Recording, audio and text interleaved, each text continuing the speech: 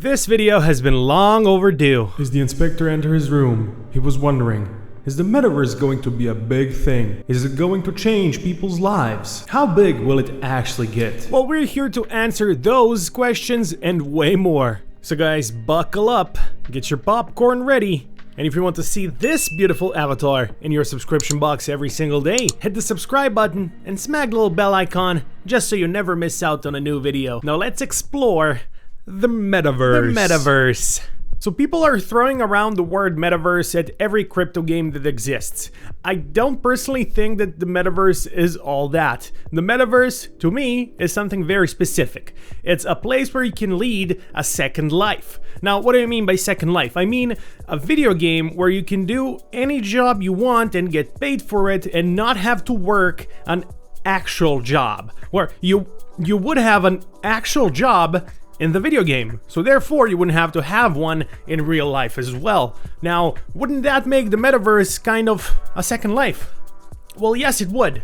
So that's what a metaverse is to me. So apart from trying to explain the metaverse, I will also cover two games that already exist and that are still, well, in development, but they are playable, that allow you to do precisely that. Be either an investor or someone who comes in to play and earn a living, to kind of have a second life, right? But this video is titled three altcoins that are metaverse related, so why am I only talking about two now? Well, on the third spot, I wanted to use it for something else entirely. I wanted to actually showcase a few of the so-called metaverse coins that people say are metaverse but are not, in my opinion. So for the third spot, we're actually going to cover quite a few altcoins. So it's not going to be just three, it's going to be a little more than that.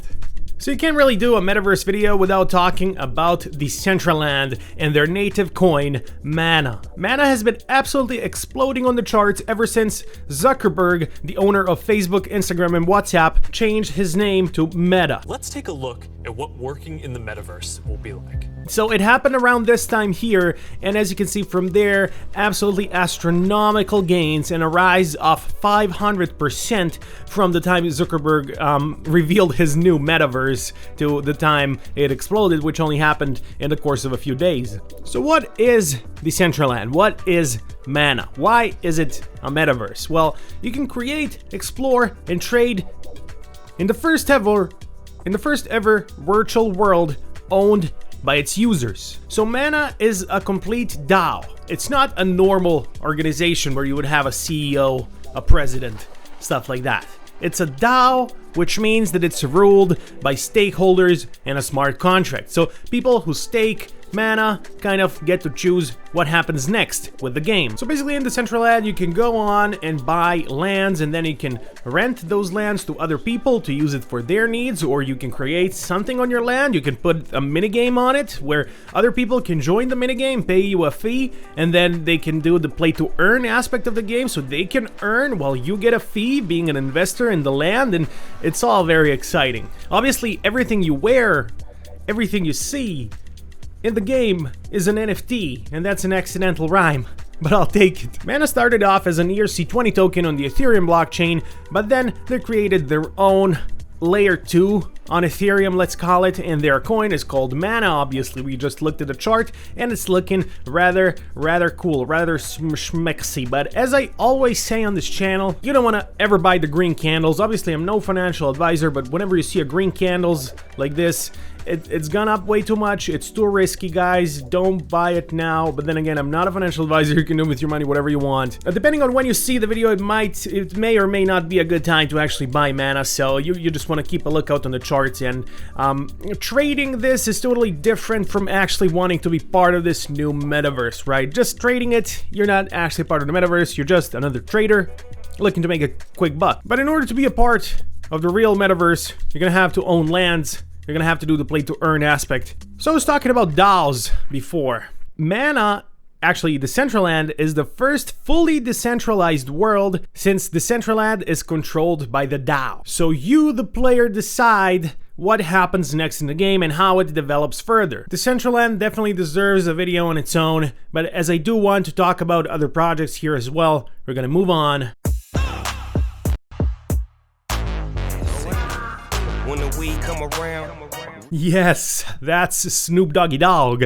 I don't know how long I can show that track for. I don't want to get any copyright problems here, but in the Sandbox, which is the second game we're going to talk about, it's very similar to Decentraland. You can buy your lands, you can do anything you want, you can rent out your lands, and that's what Snoop Dogg did. He bought a mansion, and now he's renting out his kind of front porch where people throw parties, and Snoop Dogg gets fees for that. What a world we live in, man. What a freaking world we live in. So looking at this map, who actually owns lands in the Sandbox? So you can see Binance owns some lands. We got Atari owning lands. Atari actually wanting to set up a casino in the Sandbox. And here's a very cool fact about the Sandbox. So for people who want to set up a casino, it's actually amazing. I'm pretty sure this also works in Decentraland. It's just a different metaverse to the Sandbox, but basically you can set up a whole casino and you get all the fees from people going to the casino and gambling. Or you can be the one that gambles, which I would definitely not recommend, as I'm definitely not a gambler. I don't like gambling, I never did. But if you don't want to invest in a whole casino and plots of land and stuff like that, you can just rent out one blackjack table, for example, in said casino, and then people who would gamble on it pay the fees to you for the time you've rented the table for. So if that's not metaverse, I don't know what is. That's so surreal to even talk about this in 2021, man. I thought we were so far away from something like this, but it's actually available right now, and you can play right now. It's so surreal, man. So take a quick look at the Sandbox chart, and it looks pretty much the same as Mana, even though it did have a bigger upside on the second leg here. Mana kind of fell down behind, but also from the same time that Zuckerberg made his meta move from Facebook to Meta, it did reach an upside of 300%, and then if you didn't sell for this dip, it did reach an upside of almost 500%. So yes, Decentraland definitely did make a bigger move to the upside. So I was wrong about that. But looking at all the market caps, when you go to CoinMarketCap and then choose the metaverse right here, as you can see, and let's actually sort them here by market cap. So Axie Infinity is first. Now I would argue that Axie Infinity is not a metaverse, but more of that on the third spot. As I said, we're going to talk more about that later. On the second spot, we got Decentraland or Mana, which has just a slightly smaller market cap than Axie Infinity. Even though the price is way lower, it's because Mana has a lot more coins. So the Sandbox is in on number 3 with a 4 billion valuation, a 4 billion market cap, which is 3.5 billion, almost 3.5 billion less than Decentraland, aka Mana. And I would say that's probably because the alpha version of the Sandbox is not out and playable yet, while Decentraland, you can literally hop in your browser and start playing right away. So I think that's the main difference in these two games right now, that Sandbox is actually not available, and most of it, well, it's not really speculation at this point. We know that it's there. It's just that the alpha version is not fully out yet, but it will be very, very soon. Also, Sand has a lot less tokens than Mana, so on the same market cap, if they were the same market cap, the Sandbox would be worth more dollar-wise, but then again, you don't really necessarily have to look dollar-wise. All you have to do is look at the market cap, because for a coin to pump, it actually needs to pump up its market cap, and that's how the price goes up, right? So it's all about percentages, it's all about math, really. But then again, the Sandbox, same as the Decentraland, deserves a video on its own. It's such a big project, it's such an ambitious project. There's so much to be said about Sand, about the Sandbox. It is also a DAO. Everything is also an NFT. There's so much, guys, that they seriously do deserve 2 videos of their own, one for Decentraland and one for the Sandbox. Right, now we got that out of the way, I hope you have a better representation in your mind of what a metaverse should be at this point. Time to talk about games like Illuvium, Axie Infinity, and blockchains like Wax that are also classified as the metaverse, but they're not really a metaverse, are they? Illuvium obviously not having a playable game as of this very moment. Its release day is supposed to be very early next year, so Q1 of 2022, but their staking is already available, and I'm already staking because I'm a very big believer in this project. I think Illuvium is gonna blow it out of the park. The team behind Illuvium is absolutely insane. It's the guys that worked on games like Call of Duty. It's the guy that actually made Skylanders. If you don't know about Skylanders, it's basically NFT NFTs before NFTs, but I talked about Illuvium so much. If you've just been following the channel, you probably already know a lot about this game. But then again, we also have Axie Infinity, which already has a playable game. It's already huge. People are loving it. People are playing it a lot. It kind of has a similar premise to Illuvium, but the difference is Illuvium is a AAA game, whereas Axie Infinity is not. And I reckon that Illuvium will be a better option for play to earn, especially since in Illuvium you will get paid in Ethereum, so therefore the selling pressure, however much you earn, is not going to be as high as for the Smooth Love Potion or the SLP token for Axie Infinity. But I am getting more in-depth and more technical here, so I'm sorry for everybody that doesn't know what I'm talking about. I will skip the technical talk for now and kind of talk about the games for what they are. So Axie Infinity and Illuvium are just auto battler games, actually, where you have 3 NFTs and you put them against 3 NFTs of the other person, and the NFTs are basically Pokemon, and whoever wins the battle gets to reap the rewards. So I would argue that it's not a metaverse, it's just a play to earn game, which in turn is not a metaverse in my opinion. So I'm really wondering, what do you think? Does this classify as a metaverse game? You can earn a living off it. You definitely can. In various ways. So you can flip NFTs in it. You can catch those Pokemon type creatures and then sell them on the aftermarket to people who don't want to grind for them.